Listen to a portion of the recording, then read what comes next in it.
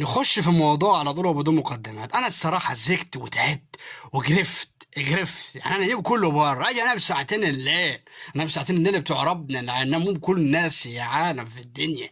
اجي انامهم اسمع الصوت الصبح، ستات في البلكونات الساعه 7 الصبح. ايه يا امينه عامله ايه؟ اخبارك ايه يا حبيبتي؟ ازيك يما فلوباتير؟ اخبارك ايه؟ والله يا خيتي ما قدرت النهارده اطلع وانزل، رجلي وجعاني يا حبيبتي. ايوه يا اختي والله ابو العيال جه معدود امبارح وكلت وتعشيت وصدقت ما نمت، وراح جاب لنا حته لحمه قال طيبيها بكره حتى نص دهن يميني. شوفي عملت ايه يا اختي؟ اي يا خيتي؟ وقاعد يقسم بره في الشارع في البلكونه، ما يجروش الناس حواليهم نايمه. لا قلة أدب، في قلة أدب. لازم أم مصطفى تعرف أم محمود وأم علاء وتطلع كلهم والستات كلها تطلع في الشارع.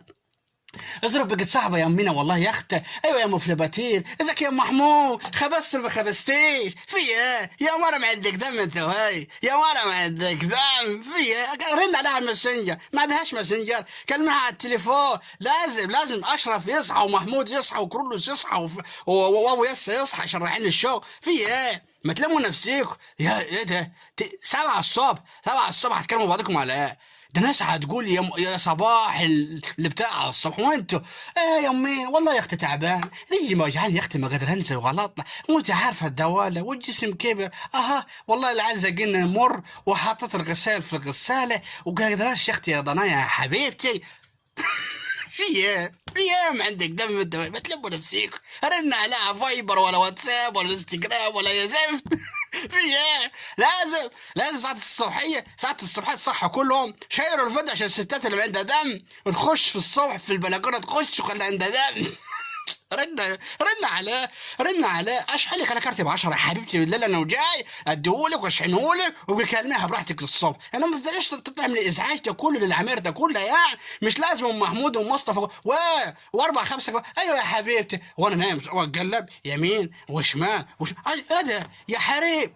يا حريم يا ستات انتوا فاضيين خلاص.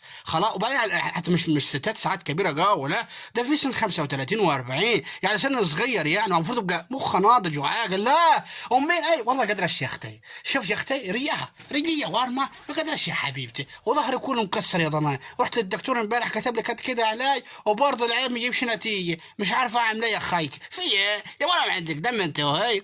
رن عليه على الفايبر، ولا واتساب ولا انستجرام ولا تيك توك ولا يا زفت. ما عرفش في دي كله انت يعني. خلاص انا اشحن لك كارت بالليل، انا جاي اشحن لك كارت بالليل وكلميني الصبح، ما تفتكرنيش جن ابوي. شاير الفيديو عشان الستات تتلم وتخليها في شققها وتتعلم الادب.